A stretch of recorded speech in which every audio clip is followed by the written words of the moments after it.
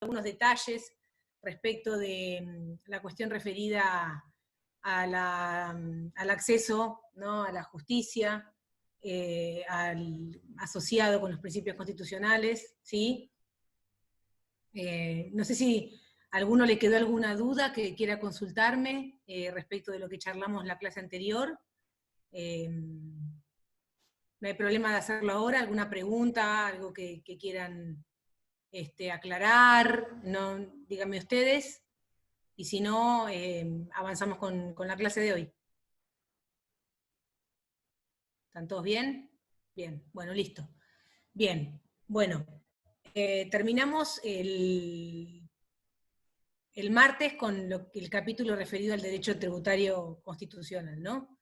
En sus dos grandes capítulos, tanto sea la distribución de potestades como los principios constitucionales de la tributación. Sabiendo estos principios básicos, podemos ahora entrar a analizar entonces lo que es el derecho tributario sustantivo, ¿sí? Que es el conjunto de normas que se van a ocupar del régimen de la obligación tributaria, cuyo contenido está dado por relaciones jurídicas que tienen la misma estructura que el derecho de las obligaciones. Acá apareció Mirta. Hola, doctora. Mira, no sé, no me ve. Hola, doctora. Bueno, sigo. Nosotros, cuando analizamos el derecho tributario sustantivo, lo analizamos desde la doctrina, ¿sí?, de Harach, lo que implica simplificar el estudio de esta rama del derecho y trabajar sobre el contenido de la obligación tributaria, ¿sí? Esta obligación tributaria que es la única que en nuestra materia va a tener un contenido de dar, ¿sí? Nosotros sabemos que en el derecho de las obligaciones tenemos obligaciones de dar, hacer, no hacer y tolerar, ¿sí? A mí me gusta además hacer una división terminológica entre obligaciones y deberes. A mí me gusta, cuando hablo de obligación tributaria, hablar de la obligación sustantiva, ¿sí?, la de dar el tributo y sus accesorios, mientras que cuando hablamos de deberes, hablamos de todas las cuestiones formales referidas a aquellos de obligaciones cuyo contenido va a ser de hacer, no hacer y tolerar. Me parece que nos acomoda muchas veces el pensamiento para la distinción que tenemos que hacer, porque esta rama del derecho tributario, el sustantivo, se maneja con una serie de conceptos y principios que no necesariamente se trasvasan al resto, ¿sí? Acá, en esta rama del derecho, el sustantivo, es donde nosotros vamos a encontrar, ¿sí?, el principio de legalidad, este principio del que hablamos, respecto del cual nosotros explicamos que los tributos se crean, se modifican y se extinguen solo por ley, ¿sí?, de acuerdo a lo que ya explicamos, tal cual, vuelvo a repetirles, porque sé que colabora para que ustedes después puedan estudiar y pensar la materia respecto del derecho penal. Hagan la misma, ¿sí?, el mismo análisis que ustedes hacen cuando estudian penal, háganlo en esta rama del derecho. No lo van a encontrar en todas, por eso quiero ser clara en esto, ¿sí?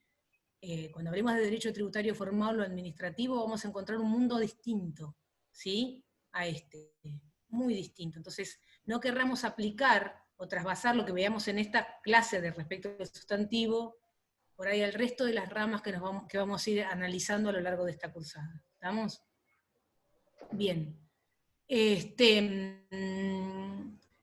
Les contaba que Harach, en su teoría, lo que propone es, para un mejor estudio, ¿sí?, descomplejizarlo y abarcar en el derecho tributario sustantivo el régimen de la obligación tributaria y sus accesorios, así como el camino inverso, ¿sí?, que es la repetición y la devolución, que son aquellos supuestos en los cuales, por diferentes motivos, el fisco es quien tiene que, el contribuyente ingresa, ¿sí?, dinero de más, y el fisco, son diferentes caminos como para transitar la devolución de eso que se ingresó en demasía, ¿sí?, por diferentes motivos, son diferentes trámites, la doctora Cacholato de esto sabe mucho, escrito, ¿sí?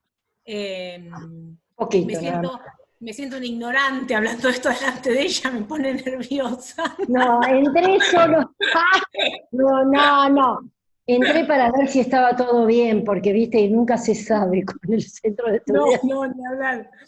Ahí estaba Bernardo del centro de estudiantes por ahí, que creo que no sé, me parece que ya se nos fue, pero. Después, No, ahí usted está Bernardo. No, estoy acá, estoy acá. estás Colaborando acá.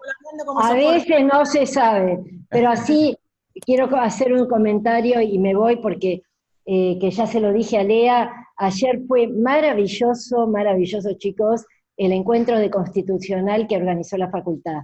Bernardo, está grabado, ¿no? Sí, sí, sí. Véanlo si pueden, vale mucho la pena, vale la pena porque fue realmente un lujo, un lujo. Y es una herramienta, nos da ideas para hacer otras cosas.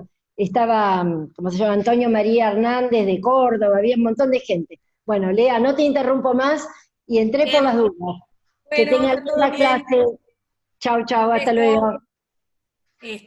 Bueno, entonces como les contaba, siguiendo la teoría de Harach, nosotros lo analizamos de esta manera, comprendemos en este capítulo solo aquello referido al régimen de la obligación tributaria, vuelvo a repetir, la única que tiene contenido, ¿sí?, de obligación de dar, quiero que se lo graben, lo repito, porque ustedes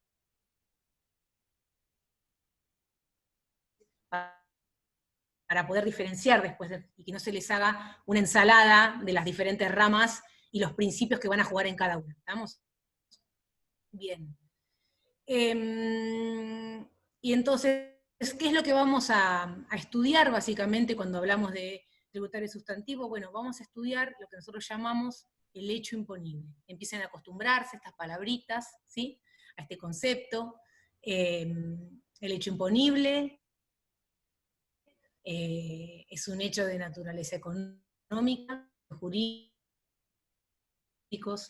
es un hecho, conjunto de hechos de naturaleza económica, abstracto, definido por una ley, que sucedidos de modo concreto dan nacimiento a la obligación tributaria. ¿Sí? Después, cómo, cuándo, a través de qué medios, cuándo es el vencimiento, todo eso ya corresponde a otra rama del derecho. Acá lo que vamos a analizar es cuándo surge, para quien lo realiza.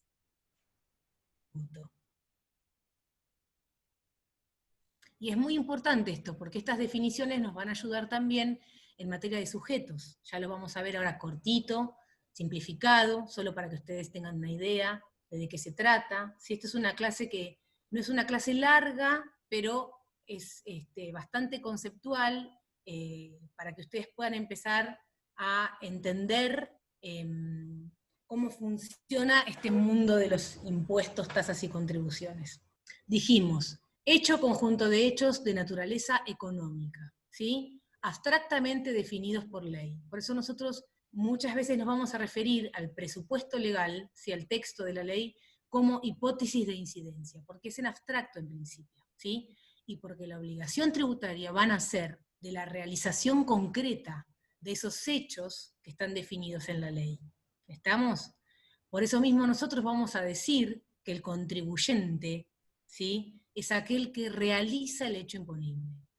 Como comentábamos en la clase anterior, todos nosotros realizamos un montón de hechos imponibles, quizás hasta ahora sin saberlo.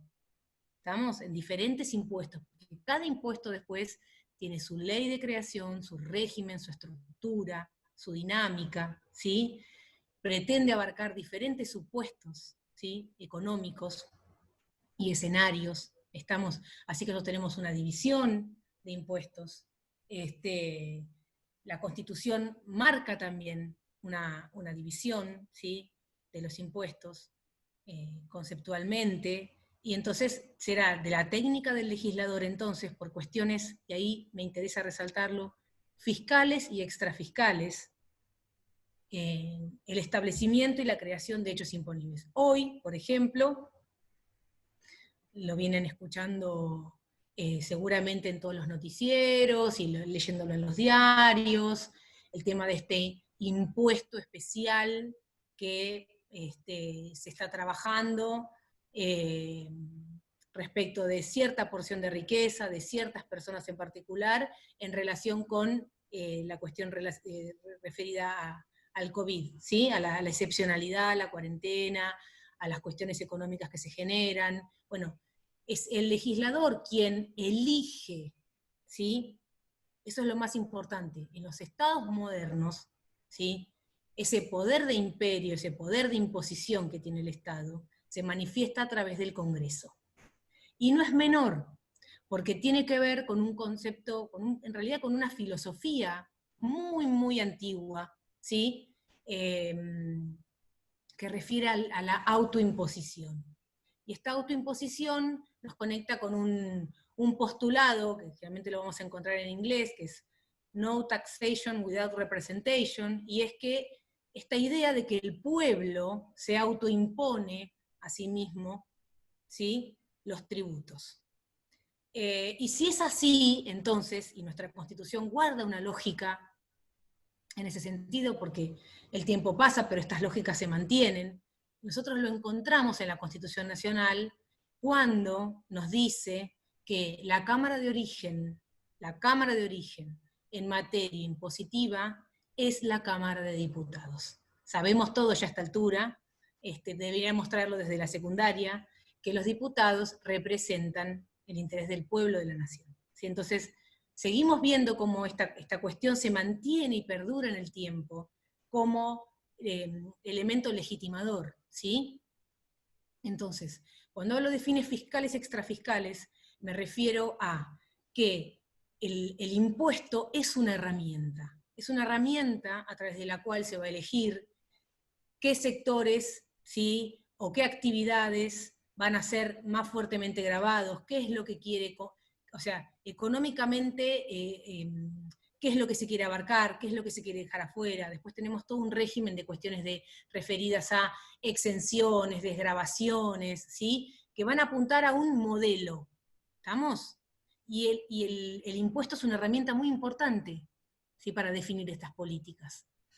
Más allá de que sí, ustedes me van a decir, bueno, sí, los impuestos no existen desde ayer ni antes de ayer, pero sí es cierto que con las diferentes modificaciones, ¿sí?, se va trabajando respecto de la cuestión extrafiscal también. Cuando me refiero a lo extrafiscal, me refiero a aquello que no conecta necesariamente con la capacidad contributiva, ¿sí? Aquellos fines que no tienen que ver con la mera capacidad contributiva en sí misma. Hoy también, y hace un tiempo esta parte, encontramos impuestos que tienen una extrafiscalidad muy grande, ¿sí? Por ejemplo, porque están ideados o pensados para desalentar ciertas cuestiones. Pensemos en cuestiones ecológicas, por ejemplo, ¿sí?, donde se permite niveles de extrafiscalidad un poco más elevados, aun cuando siempre decimos la capacidad contributiva debe siempre ser el vaso comunicante, ¿sí? Más allá de que tenemos después los planteos. Me dice Carmela que hay chicas esperando que las acepten. Yo no tengo esa posibilidad. Bernardo, si Sí, estás escuchando. están entrando, ya las estoy aceptando. Ah, bien. Entonces, vuelvo. Siempre tenemos a mano, sino también algo que analizamos bastante, digamos, interesantemente respecto de la confiscatoriedad. Lo que pasa es que en estas notas de extrafiscalidad más grandes, la confiscatoriedad también se desdibuja un poco, ¿sí? Bueno, retomo entonces. El hecho imponible obviamente va a estar plasmado en una ley, ¿sí? Y ustedes me van a decir, bueno, bien, perfecto, Leandra, entonces el legislador podría entonces decir que créase el impuesto a las ganancias. Y a partir de ahí difiere para que el Poder Ejecutivo reglamente la norma y establezca los parámetros respecto de la especificación del tributo. Bueno, no. El hecho imponible tiene ciertos elementos estructurales, ¿sí?, que son los que vamos a transitar en la charla de hoy, de manera, digamos, sintética en algún capítulo, como puede ser el tema referido a sujetos, que tienen que necesariamente estar definidos por el legislador porque hacen a su conformación estructural, ¿sí? En principio, y básicamente, chicos, lo más importante es el aspecto objetivo, ¿sí? Y en el aspecto objetivo vamos a definir aquellos hechos o conjuntos de hechos de naturaleza económica que van a querer ser abarcados por el legislador, ¿sí? Es lo que, en definitiva, cuando analicemos un tributo, nos va a conectar con la materia gravada, con la capacidad contributiva, ¿sí? Y con la materia imponible, como le decimos nosotros, aquello que queda adentro, ¿sí? De aquello que el legislador previó para ser incidido por el impuesto. ¿Estamos? El que matare a otro, bueno, así lo analizamos nosotros.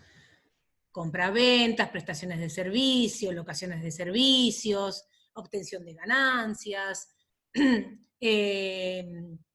determinado patrimonio al corte, como puede ser bienes personales, ¿sí? Que en realidad es un impuesto estático que corta el 31 de diciembre. Bueno, diferentes supuestos que el legislador va a ir previendo, la relación jurídica que tengamos con un inmueble o con un automotor a nivel provincial. Bueno, eso va a ser el aspecto objetivo, ¿sí? El hecho conjunto de hechos que van a ser tomados por el legislador, definidos en la norma, ¿sí? A los efectos de que el hecho imponible pueda realizarse, ¿sí? Mientras que por otro tenemos el aspecto subjetivo del hecho imponible. El aspecto subjetivo nos va a conectar por una doble vía con un sujeto activo y un sujeto pasivo. Sujeto activo, que sabemos nosotros, dependerá del estamento del Estado al cual nos estemos refiriendo. Vamos a tener los organismos que tienen a su cargo la percepción, ¿sí? Verificación y fiscalización de los tributos. A nivel nacional tenemos la Administración Federal de Ingresos Públicos, que en la cuestión tributaria tiene a la DGI, la Dirección General Impositiva, después tiene otra pata grande que es la aduana, ¿sí? Se divide, es una gran cabeza con una bifurcación, ¿estamos? Y a nivel provincial tenemos a la Agencia de Recaudación Buenos Aires, ARBA, ¿sí? Como lo llamamos todos, mientras que a nivel municipal tenemos a la RM, la Agencia de Recaudación Municipal, ¿sí? Esos van a ser los sujetos activos, ¿estamos? Quienes tienen legitimación para perseguir el cobro de los impuestos. Tasas o contribuciones dependerá del caso, ¿sí? Tributos en general. Mientras que en la faz pasiva la cuestión es un poco más compleja. Y la complejidad, en muchos aspectos, tiene que ver con las diferencias que nuestro derecho tiene con los conceptos que ustedes traen del derecho privado. Porque, en principio, para definir al contribuyente, bueno, nos vamos a referir, como ya les dije, vuelvo a repetir, y lo voy a repetir 1000 veces más, lo definimos como aquel que realiza el hecho imponible, el destinatario legal del tributo, ¿sí? Y la capacidad jurídica tributaria va a venir conectada directamente de la capacidad contributiva. Y en ese aspecto, entonces, es donde nosotros vamos a encontrar una gran diferencia con el derecho privado. Porque lo que le va a interesar al derecho tributario es la capacidad contributiva. ¿Estamos? Entonces, eso hace que nuestro régimen tenga una categoría especial de sujetos, a los que llamamos responsable, que si bien no son los titulares de la capacidad contributiva, vienen a asistir, ¿sí? Y dar soluciones prácticas para resolver cuestiones jurídicas. ¿Por qué? Porque son aquellas personas, ¿sí?, que conectan con la capacidad contributiva del contribuyente, que administran, perciben o disponen, ¿sí?, de esa capacidad contributiva, de esos bienes, y que están en posición, de acuerdo a lo que establece la ley, de pagar el tributo, ojo, mucho cuidado, con aquellos bienes que administran, perciben o disponen. O sea, pagan con los bienes del contribuyente, no son obligados en su patrimonio, ¿sí? Entonces, si nosotros pensemos en concreto, un menor de edad una persona con capacidad limitada, una sociedad. La sociedad no va caminando y liquida y paga el impuesto. Tiene personas que la representan, representantes legales, que van a ser quienes están en las condiciones de declarar, cumplir aspectos formales y materiales, pagar el tributo, ¿sí? Entonces, para zanjar estas cuestiones es que existe esta categoría especial, que a ustedes les suele costar mucho, ¿sí? Un menor, un incapaz, necesitan, ¿sí?, de alguien que los represente. Bueno, esa persona, de acuerdo al texto expreso de la ley, porque hay algo que ustedes tienen que ya ir grabándose a fuego. El contribuyente no necesariamente tiene que estar definido en la norma. ¿Por qué? Porque es quien tiene la capacidad contributiva y quien realiza el hecho imponible. Como dice Harach, en un ejemplo muy gracioso.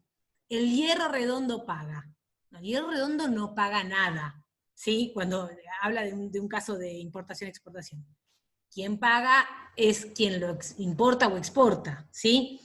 Pero se define por implicancia, por la actividad que está, ¿sí?, establecida como aspecto objetivo. Entonces, eso es lo que tenemos que tener en cuenta. El contribuyente no necesariamente tiene que estar definido en la norma, ¿sí? Ahora, el responsable sí. El responsable debe provenir de una enumeración legal, porque es llamado por ley a responder, en función de esta relación de cercanía y de disposición, en muchos casos, que tiene con los bienes que administra, percibe o dispone. Por último, y respecto del universo de estos responsables por deuda ajena, como van a leer, ¿sí?, tenemos el régimen de responsabilidad solidaria. La ley establece quiénes son contribuyentes, la ley 11.683 de Procedimiento Tributario Nacional, así como también lo hace el Código Fiscal en materia provincial. Establece quiénes son los contribuyentes, cuál es el universo, ¿sí?, de responsables por deuda ajena, y establece claramente y taxativamente cuáles son los supuestos de responsabilidad solidaria. Estos supuestos en materia nacional tienen un contenido subjetivo, ¿sí?, sancionatorio, y se dan en ciertos casos en los que los responsables no cumplen con los deberes a su cargo, y por lo tanto entonces son llamados a responder con su propio patrimonio, como responsables solidarios de la deuda. ¿Sí? ¿Qué hace la ley 11.683? Que quiero que lo tengan claro. Establece un marco general. Después dependerá de cada uno de los tributos, en su estructura, quiénes van a quedar comprendidos o no, las posibilidades. Por ejemplo, sucesiones indivisas, como dice el artículo, ¿sí? Bueno, dependerá, no en todos los impuestos funcionan de la misma manera, ¿sí? Pero está prevista la posibilidad en la ley. No quiero profundizarle sujetos, porque sujeto es una clase en sí misma, no se asusten, ¿sí? Esto es solo una muestra, una primera explicación para que entiendan la complejidad en la faz subjetiva, pasiva que tenemos nosotros, y empiecen a pensar en esto, ¿sí? Esto no se aprende de un día para el otro, esto se va internalizando, ¿sí? Entonces, contribuyente realiza el hecho imponible.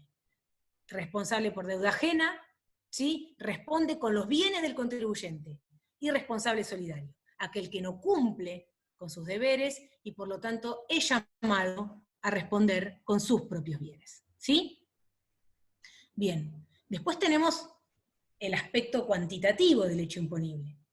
Y acá vamos a analizar dos variantes, ¿sí? Por un lado, aquella que está referida a la cuestión de cuál va a ser la riqueza que abarca este impuesto, ¿sí?, que nosotros le llamamos la materia imponible.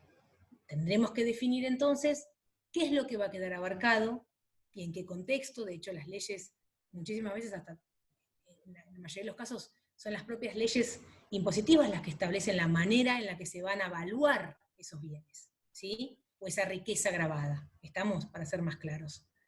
Y por otro lado tenemos el quantum, o sea, ¿cuánto voy a pagar? Y acá, bueno, vamos a tener diferentes técnicas.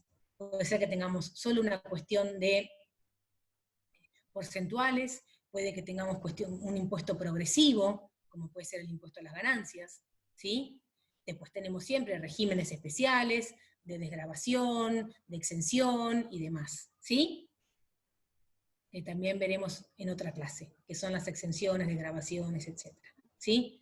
Entonces, acá tenemos diferentes técnicas. O puede también que de determinados tributos se establezca un monto fijo, directamente, sin interesar, ¿sí?, el quantum de la materia imponible.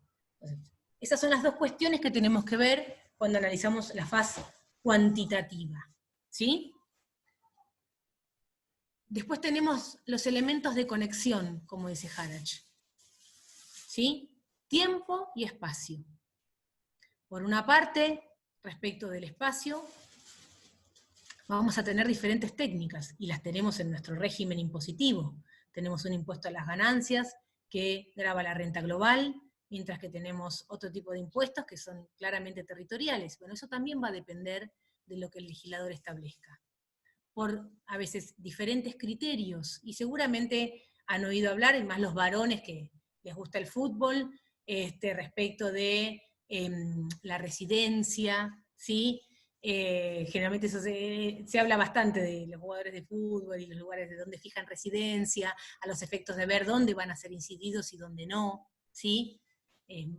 Muy típico del impuesto a las ganancias. Tenemos también, puede ser la nacionalidad, puede ser el lugar del domicilio, ¿sí? Puede ser el lugar donde esté ubicada la fuente que produce.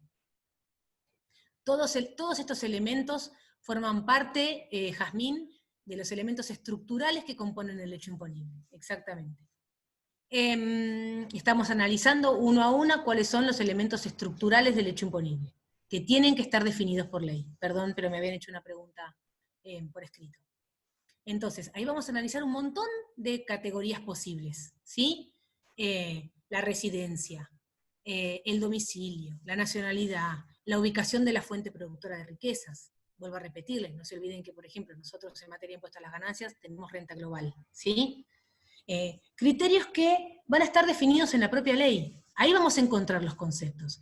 En la propia ley, ¿sí?, se va a establecer cómo se fija el criterio de residencia, por ejemplo, ¿sí? Entonces, cada ley lo va a trabajar en función de aquello que quiera abarcar y aquello que no. ¿Estamos? Y respecto del tiempo, nosotros tenemos, obviamente, y algo que ya analizamos cuando charlamos de lo que es la capacidad contributiva, los impuestos no pueden ser retroactivos, ¿sí? Pero sí se genera alguna discusión de lo que se llama la retroactividad impropia, ¿sí? Quiero explicárselos bien, porque en realidad siempre lo sostengo, para mi gusto no es una cuestión relacionada con la retroactividad, sino con algo que analizamos cuando hablamos el último tramo de la clase pasada, que se refiere a la seguridad jurídica. Nosotros tenemos diferentes tipos de hechos imponibles, ¿sí? Tenemos impuestos directos e indirectos. Hubo varios ensayos para definir qué es directo, qué es indirecto. Hay un criterio típico antiguo, un criterio administrativo, como se dice, de quienes que estaban dispuestas en personas que estaban en listas, los contribuyentes, o no estaban en listas, algo antiguo, ¿sí? Después tenemos un criterio económico que tiene que ver con la traslación, con la posibilidad de que estos impuestos se trasladen o no se trasladen, ¿sí? Es un fenómeno muy interesante para nosotros. Un impuesto claramente trasladable es el IVA, por ejemplo, ¿sí? Piensen en eso. En realidad, nosotros abonamos el impuesto por el fenómeno de la traslación, ¿sí? Y después tenemos un criterio financiero, que es el que lo conecta con la capacidad contributiva, ¿sí? Después tenemos impuestos reales u objetivos y personales, que es algo que señala Harach en la lectura que generalmente les damos para este capítulo, ¿sí? Donde nos habla de aquellos que, y esto me interesa mucho que lo tengan en cuenta, aquellos hechos imponibles que van a abarcar manifestaciones aisladas de capacidad contributiva, mientras que otros van a tener en cuenta la totalidad del patrimonio de una persona. ¿Sí? Son técnicas distintas, muchas veces, por ejemplo, para que ustedes me entiendan a qué me refiero, el caso típico del impuesto inmobiliario, donde dice, bueno, ¿cómo puede ser entonces que una persona que por ahí, bueno, tiene una casa, con una evaluación fiscal alta, pero tiene bajos ingresos, o ya está jubilado, bueno, pague un impuesto inmobiliario muy alto? Bueno, porque el impuesto inmobiliario tiene que ver con, o sea, se relaciona con una manifestación aislada de capacidad contributiva, que es la relación jurídica de la persona con ese bien determinado. Después sí, el Estado, con otra mirada mucho más amplia, va a trabajar sobre la cuestión con regímenes de exenciones y desgravaciones. Pero eso es una etapa posterior, ¿sí? El impuesto solo tiene en mira esa manifestación aislada de capacidad contributiva, mientras que en otros vamos a encontrar que la mirada está puesta, sí, como son los personales, en la totalidad del patrimonio de esa persona. Yo a veces, yo les traigo estas cosas porque a mí me sirvieron y por ahí algunos lo acompañan. Pienso, ¿vieron cuando nosotros analizamos los procesos y hablamos de las sucesiones y los concursos o quiebras? Bueno, a veces lo pienso así, ¿no? Esa diferenciación entre algo aislado y algo que tiene una mirada de conjunto, ¿sí? Después tenemos los impuestos fijos, ¿sí? Proporcionales o progresivos, de lo que hablábamos. Entonces, hay diferentes estructuras, ¿sí? Y en nuestra materia hay otra que es muy importante y que se refiere a la clasificación de los hechos imponibles, porque acá sí nos referimos al hecho imponible. Y es que existen hechos imponibles instantáneos y hechos imponibles de ejercicio, ¿sí? El hecho imponible instantáneo es aquel que se perfecciona en el mismo momento en el que se lleva a cabo la conducta. ¿Sí? Es en el momento. Voy y compro un alfajor, voy, me compro un par de zapatos, me compro un auto, lo que fuere, ¿sí? IVA, piensen en eso. Es instantáneo, es en el momento en el que se lleva a cabo el hecho imponible. ¿Acaso siempre les explico, para que ustedes no lo malentiendan, que en realidad, ustedes van a decir, bueno, sí, Leandra, pero el IVA la gente lo paga una vez por mes? Bueno, sí, porque ahí es donde empezamos a encontrar las diferencias entre el derecho tributario sustantivo y el derecho tributario formal o administrativo. Será la AFIP, y es quien lo hace de hecho, el organismo que tenga a su cargo establecer cuál es la mejor manera para que ese impuesto se liquide y se ingrese al fisco. Entonces, yo siempre les hago un chiste, le digo, imagínense si el kiosquero cada vez que nos vende un paquete de chicles, un alfajor, un caramelo, un chocolate, tiene que ir y pagar el impuesto al fisco. Sería imposible, ¿sí? Entonces, ¿qué es lo que viene a suplir el derecho tributario formal? Bueno, lo que nos va a decir es, mire, señor kiosquero, este impuesto lo va a liquidar mensualmente, va a juntar en una bolsa grande todos los hechos imponibles, ¿sí? Lo va a declarar, lo va a liquidar y lo va a ingresar. Pero eso no lo priva, no lo hace un hecho imponible mensual. ¿Me entienden? Ahí es donde yo necesito que ustedes comprendan lo que les estoy diciendo. Siguen siendo un cúmulo de hechos instantáneos que a los efectos de la practicidad se liquidan y se pagan mensualmente. ¿Sí? Bien. Otra cuestión distinta son aquellos hechos imponibles de ejercicio, como el impuesto a las ganancias. ¿Sí? El impuesto a las ganancias es un impuesto anual, con lo cual requiere del periodo de un año, ¿sí?, para su conformación, y luego tiene un momento de vencimiento, de corte, como decimos nosotros, de perfeccionamiento, como se dice adecuadamente en nuestro derecho. Dependerá, las personas físicas son año calendario, las personas jurídicas son año balance, ¿sí? Y esto es importantísimo, importantísimo que lo internalicen, es el momento de perfeccionamiento del hecho imponible, aquel que marca la ley aplicable, ¿sí? Entonces, eso es lo que tenemos que, y esto generalmente, bueno, no sé cómo será este año el tema del examen, ¿no? Pero eso sí es algo que nosotros preguntamos mucho porque nos interesa siempre estar seguras de que entienden, más allá de que, yo siempre digo, yo traté de hacer la carrera sin estudiar de memoria, porque me parecía que lo importante era entender, ¿sí?, lo que estaba estudiando, entender las lógicas.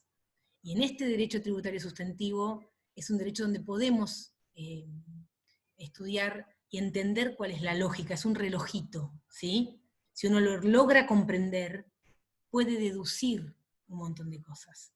Entonces, vuelvo, es el momento de perfeccionamiento, aquel que el legislador marca como el momento de perfeccionamiento, aquel que nosotros nos va a dar ese dato tan importante como abogados, ¿sí? Y es cuál va a ser la ley aplicable. Y acá puedo volver sobre esta cuestión de la retroactividad impropia de la que les hablaba.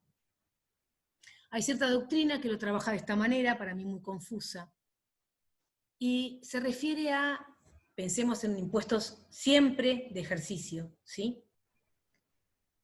Y que nos puede pasar, y en este país pasa y ha pasado, uno tiene su empresa, o tiene su patrimonio, tiene su actividad unipersonal, una forma societaria, o como fuere, ¿sí? Y se planifica. Un determinado año, empieza el año, me planifico de esta manera, esto lo voy a hacer de esta manera, esto lo voy a hacer de la otra, esto va a quedar grabado de esta manera, esto va a quedar grabado de otra, me voy a organizar. Acá, obviamente, tratamos un concepto que está subyacente, que es el concepto de la elusión fiscal, ¿sí? Elusión y evasión fiscal, que no son lo mismo. La evasión fiscal implica un direccionamiento y un maquillaje y una mise en scène a los efectos de pagar menos. Mientras que la ilusión implica que nos conecta con el principio de que nadie está obligado a ir por el camino más gravoso. Nosotros podemos elegir dentro de las normas y sin forzarlas, sin mise en scène, sin maquillaje, ¿sí?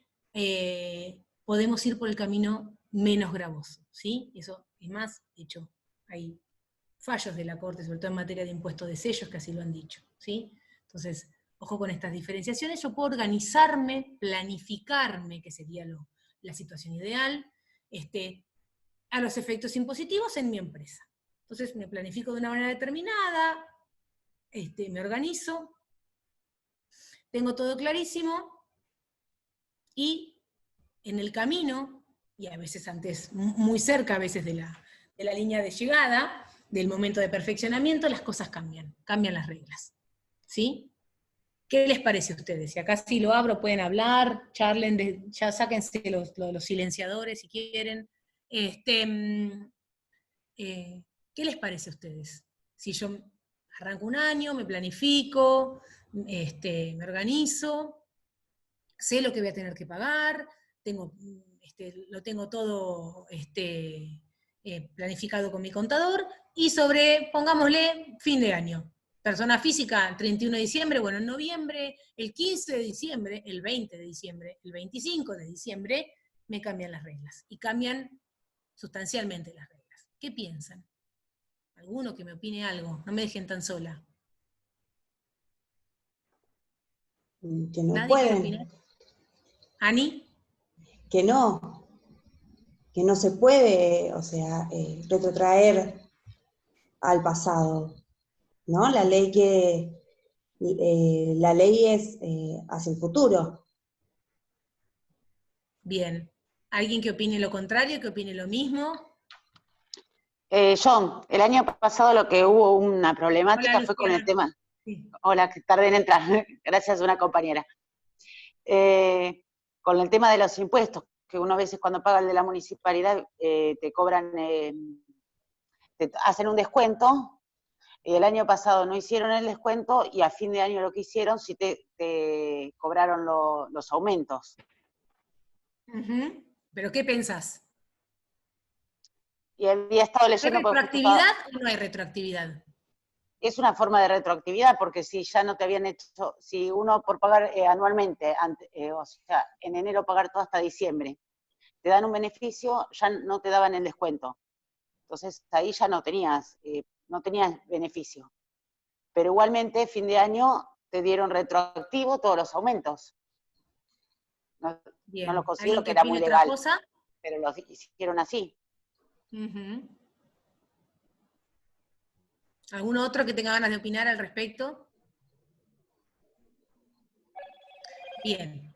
Bueno, yo les voy a dar... Bernardo, ¿querés hablar? No. Ah, bien. Yo les voy a dar cuál es la respuesta desde el análisis técnico, ¿sí?, del hecho imponible. Lo cierto es que lo que nosotros tenemos que conocer, Luciana, también en materia de tasas municipales, porque muchas veces se desconoce, es cómo está estructurado el hecho imponible. Si el hecho imponible es instantáneo o es de ejercicio, ¿sí? Y vuelvo sobre lo mismo. ¿Qué les dije yo? Yo les dije que el perfeccionamiento del hecho imponible es aquel momento en el que el legislador prevé que cae la exclusa, ¿sí? Y eso es lo que nos va a marcar, ¿qué? La ley aplicable, dijimos, ¿no? Entonces, si yo estoy hablando de impuesto a las ganancias, pensemos en nosotros, personas físicas, ¿sí? ¿Qué día se va a marcar cuál es la ley aplicable? ¿Qué piensan? Y cuando presentemos todo a fin de año. No cuando presentemos, vieron que yo les Ah, dije, 31. cuidado. Cuando el legislador establece el plazo de perfeccionamiento, que está muy bien lo que dijiste, Luciana, porque es a fin de año, es el 31 de diciembre, pero no es que lo presentemos ahí, ¿sí? El impuesto a las ganancias, y ustedes los tienen que estar leyendo en los diarios, se vence allá por abril-mayo, ahora lo están postergando, ¿sí? Pero una cosa es la estructura sustantiva, y otra cosa muy distinta es la estructura formal, ¿sí? El impuesto, ¿sí?, se perfeccionó el 31 de diciembre del 2019. Ahora, ¿qué me da la FIP? Me da un plazo, porque es un impuesto profundo, complejo, de 4 o 5 meses para que yo lo liquide, lo declare y luego lo ingrese. ¿Sí? Pero el perfeccionamiento del hecho imponible fue el 31 de diciembre. ¿Qué va a marcar entonces el 31 de diciembre, Luciana? ¿Qué te parece? La ley aplicable. Exacto. Entonces, vuelvo sobre mis pasos. Si la reforma se hizo el 20 de diciembre, ¿hay retroactividad? No, No. no porque se aplica a partir del 31. Exacto, ¿ven? Eso es interesante que lo charlemos porque me gusta que lo Para entiendan. entenderlo. ¿Entendés? Pues si no, se hacen un ensaladón y es peor todavía. Entonces, eso es lo que quiero que se graben a fuego. Es un problema delicado, delicado de seguridad jurídica, y no lo vamos a negar, ¿sí? ¿Estamos? Pero no de retroactividad, ¿sí? Es otro tipo de problemática. Por eso lo ¿Le puedo conectaba hacer una con... consulta? Sí, Carmela. Por ejemplo, con el tema de las patentes, ¿cierto? Que cuando los vehículos se municipalizaban, o sea, siempre se cobraron 20 años atrás, digamos, ¿no? Vehículos con 20 años de antigüedad. Cuando se municipalizaron, Arroyo había sacado una disposición Sí. de que se iban a empezar a cobrar a partir del año de los vehículos modelo 77. O sea que la gente que no pagaba ya patentes empezó a pagarla, digamos. Es también una retroactividad, ¿cierto? En realidad es un cambio en el régimen, ¿sí? Lo hace a través de una ordenanza, lo crea, digamos, legislativamente en la faz municipal, y en ese sentido no le encuentro la retroactividad ahí, la verdad. O sea, lo que está haciendo es abarcar supuestos que antes no estaban abarcados, una mayor incidencia, ¿sí? Claro, Pero si lo hace de la manera adecuada, a través de una ordenanza municipal, como corresponde, o sea, a través del legislativo, el poder legislativo del estamento estadual en el que estemos parados analizando la cuestión, ¿no? Entonces, bueno, será un caso en el que sí vamos a ampliar el universo, ¿sí?, en materia del impuesto, pero no le encuentro la retroactividad. Ok, gracias. No, de nada, de nada. Bueno, eso es algo que me interesa porque cuando lean y vean en los libros, habla de la retroactividad impropia.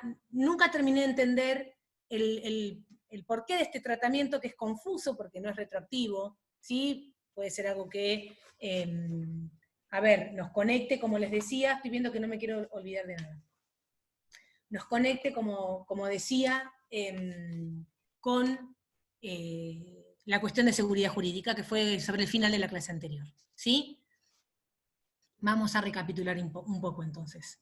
¿Qué me interesa que tengamos en cuenta? Entonces, características de esta relación jurídica tributaria, ¿sí? Que va a vincular a un sujeto activo con un sujeto pasivo. Bien, dijimos que es personal y que comparte la naturaleza, ¿sí?, del derecho de las obligaciones tal cual lo conocemos. Un sujeto activo, un sujeto pasivo, ¿sí? Es una obligación cuya única fuente va a ser la ley, ¿sí? Es una obligación de dar sumas de dinero. Ha habido, es algo que en algún momento me interesó mucho, y quizás ahora pudiera también aparecer como algo interesante.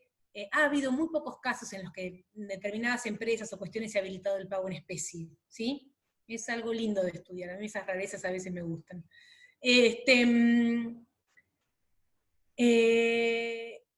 Es una relación simple, como dijimos, porque nosotros la vamos a analizar solo desde la perspectiva de que abarca la obligación de dar el tributo y sus accesorios, ¿sí? Y algo que me interesa muchísimo es, y acá sí vuelvo a abrirlo al debate con ustedes, es, ¿les parece que esta relación, encuadrada en el derecho tributario sustantivo, es una relación de derecho o una relación de poder? Y me voy a quedar callada hasta que alguien quiera intervenir. De poder. Bien, Ani, ¿alguien que opine lo mismo? ¿Otra cosa? Opino lo mismo, que es de poder, porque el contribuyente no puede elegir si lo paga o no lo paga. Así a uno lo use, lo tiene que pagar igual. Bien. ¿Alguien más? Hay dos valientes hoy nada más, che, en esta clase de Zoom. No voy a estar de acuerdo. Estoy contrera hoy, che. Dijimos que tenemos presente el principio de legalidad, ¿sí? Entonces, si tenemos presente el principio de legalidad, ¿ustedes creen que el Estado, a través de, bueno, del organismo, ¿no?, de la FIP, podría cambiar las reglas de juego? Decir, no, mira, ¿sabes qué? A mí ya no me alcanza con el 35, quiero que me pagues el 50. O mira, yo quiero modificar tal o cual cosa y lo voy a cambiar. ¿Creen que No, eso no, porque tienen que debatirlo primero, es algo... ¿Debatirlo dónde, Luciana? Quiero que me digas, ¿dónde lo tienen que debatir? En el Congreso. En la Cámara de Diputados. Perfecto, en el Congreso. Claro. En la Cámara de Diputados primero, muy bien, creo que fue Yelén, y más luego pasará por senadores como corresponde, ¿sí? Bien. Entonces, el Estado como sujeto activo y el contribuyente responsable como sujeto pasivo se paran en pie de igualdad ¿ante qué? Ante la ley. Ante la ley. Ante la ley. Ninguno, chicos, ninguno puede más o menos que aquello que la ley establece. Luciana, es el único capítulo donde vamos a encontrar esto. Esto es Disney todavía, ¿sí? Ya vamos a entrar en el tren fantasma cuando veamos derecho tributario formal o administrativo, y ahí sí vamos a ver claramente una relación de poder con las notas típicas del derecho administrativo. ¿Sí? Con eso me estaba confundiendo. Por eso, ya sé, me doy cuenta, por eso todo el tiempo les estoy preguntando y les juego con una cosa y con la otra, porque es difícil, porque estamos muy acostumbrados a ver la cuestión recaudatoria, ¿sí? Y no la cocina. Ahora estamos en la cocina, ¿sí? Bien. ¿Me entienden? Y la cocina tiene otras reglas, ¿sí? Bien. ¿Alguna duda?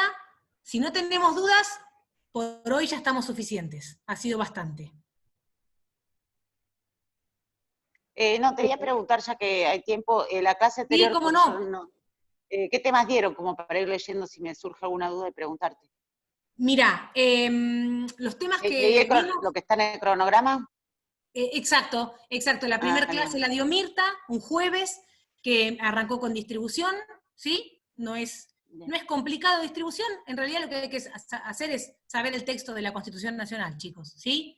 directos e indirectos, internos y externos, ¿sí? Y cómo funcionan. Indirectos externos, 75 inciso primero, aduaneros, facultad exclusiva y excluyente, ¿sí? De el Estado nacional, pues nosotros tenemos un federalismo tripartito que hace entonces que tengamos que analizar los diferentes estamentos y la posibilidad que tienen cada uno de establecer impuestos de acuerdo al texto de la Constitución. Y acá me voy a permitir meterme donde no me llamaron, y es que yo a veces trato de analizar el derecho desde una faceta pragmática, ¿no? Y soy en esto a muerte, con el tema de poder originario y poder derivado, y la provincia preexistente, y la nación, y cómo funciona, y nos devanamos, y la autonomía municipal. Entonces me voy a permitir mi aporte en este sentido, y decirles, para simplificarles la cabeza, que siguiendo a Bullitt, un gran doctrinario, sobre todo en materia tributaria, de derecho tributario local, el poder originario es aquel que vamos a ver que reparte el propio texto de la Constitución Nacional. ¿Sí? Entonces, reparte entre la nación y las provincias. ¿Sí? Indirectos externos, facultad exclusiva y excluyente del Estado Nacional. ¿Sí? Indirectos internos, desde la reforma del año 94, antes era igual, pero sin texto expreso, concurrente, ¿estamos? 75.2 primera parte, y los directos, 75.2 segunda parte, que le corresponden a las provincias, porque le corresponden, pero que en determinados supuestos y por tiempo determinado, el Estado Nacional puede asumir para sí. Claro caso, aunque les parezca hasta gracioso, pueden largar una sonrisa, del impuesto a las ganancias. ¿Sí? Todos los años se prorroga, chicos. ¿Estamos? ¿Sí? Entonces, más luego seguido de todo un régimen de coparticipación a los efectos de que esto que recauda la nación se redistribuya en las provincias. Y acá voy a decir otra cosa que me gusta decir, y es que, ¿cuál es la Cámara de Origen en materia de coparticipación? ¿Qué piensan? ¿Alguno que me levante la mano? Arriesguen. Senadores, Bien, ¿por qué? porque representan a las provincias. Perfecto, perfecto. Eso es entender, ¿sí? Eso es entender de lo que estamos hablando. Porque dicen, ¡ay, la excepción a la Cámara de Origen de Diputados es el 75! No es ninguna excepción, es otro supuesto. La coparticipación, y esto quiero que lo graben a fuego, es un mecanismo de redistribución. No crea impuestos. Establece los parámetros para que aquello que se recauda por una sola mano, que es el Estado Nacional, se redistribuya a las provincias. ¿Sí? ¿Estamos? Eso es lo que tienen que saber. Y después tenemos entonces el poder derivado, que es el municipal. Porque también, como muy bien dice Bullitt, y lo comparto, está muy linda la autonomía municipal, que establece la Constitución Nacional, pero nada cambió respecto del régimen de distribución, y nada le dio en materia tributaria. ¿Sí? Con lo cual, les dio un montón de cosas, pero no les dio cómo financiarse. ¿Sí? Ojo con eso, por favor. ¿Sí? Esas son realidades. ¿Sí? Entonces, es muy importante que hagamos estas cuestiones prácticas, ¿sí? Originario, derivado. Originario distribuye Constitución, nación y provincias, en una pasadita rápida les reexpliqué cómo era. Derivado, entonces, aquel que no proviene, que es infraconstitucional. ¿Sí? Bien. 75.1 y 2 hay que saberlos. El 2 hay que saberlo, hay que leer coparticipación, hay que saber cuáles son las pautas para la coparticipación, ¿sí? Preguntamos esas cosas. Es muy importante que lo sepan. ¿Estamos? Y después, Luciana, lo que vimos fueron principios, ¿sí? El principio formal, que es aquel de legalidad, ¿sí? Que es el que va a ser la partida de nacimiento del derecho tributario, ¿sí? La única forma de manifestación válida del poder tributario a través de nuestro Estado es por ley. Nullum tributum sine lege. Más luego, el principio material, que es el de capacidad contributiva, que no está expresamente previsto en la Constitución Nacional, que lo vamos a encontrar, ¿sí? Inferido y recepcionado por la jurisprudencia de la Corte de la Nación, que tiene que ver con la riqueza, la aptitud económica para ser un sujeto pasivo, que nos conecta con esto que hablábamos de los sujetos, ¿sí? Es decir, al derecho tributario no le importa nada más que eso, ¿sí? Por eso necesitamos un régimen distinto de sujetos, porque tenemos problemas, ¿sí? Porque un niñito, una sociedad o una persona incapaz no puede hacerse cargo de liquidar y pagar, ¿sí? Claro. Pero puede ser contribuyente para nuestro derecho, ¿sí? Entonces, vuelvo, ¿sí? A través de la capacidad contributiva es el principio madre del que vamos a trabajar todo el resto. La igualdad es en función de la capacidad contributiva, la confiscatoriedad es en función de la capacidad contributiva, la equidad es en función de la capacidad contributiva, ¿sí? Siempre la vamos a necesitar para redefinir al resto de los principios que están en la Constitución. Saben que en igualdad nosotros tenemos un principio reformulado, o sea, ajustado. La igualdad es la base del impuesto y las cargas públicas. Lo que no implica que no podamos establecer categorías. ¿Sí? Pero categorías razonables. Categorías que traten igual a los que están en iguales condiciones. Categorías que nunca tengan que ver con fines ni persecutorios ni discriminatorios. ¿Sí? ¿Estamos de acuerdo en eso? Bien. Entonces, ojo con estas cuestiones. Tenemos la razonabilidad también presente. Bueno, todo eso lo vimos la clase pasada, terminamos con el acceso a la justicia, ¿sí? Y la seguridad jurídica. Y hoy, entonces, empezamos a ver otra rama que es el sustantivo, que conecta muchísimo con estos principios. ¿Sí? ¿Alguna otra pregunta? Vale. ¿No? Bueno, entonces si estamos todos de acuerdo, los libero, porque ya es suficiente, me toleraron hoy con toda esta información que les estoy dando. ¿Sí? Esto nosotros siempre lo estudiamos en un capítulo del doctor Harach, tengo que consultar con la doctora Cacholato si ella ya lo subió, si no, lo haremos en breve. Harach es corto, pero es complejo. No porque sean 4 hojitas, y se lo digo porque tengo 4 hijos, 2 adolescentes, no porque sean 4 hojitas, es que es fácil y rápido, ¿sí? Porque me ha pasado siempre que me dicen, ¿qué razón tenías? ¿Cómo pude estar tanto rato para 4 o 5 hojas? ¿Sí? Bueno, Harach es meduloso, ¿sí? Pero es hermoso de leer, y muy claro en sus conceptos. Así que, lo hablo con Mirta, lo estaremos subiendo en breve, ¿sí?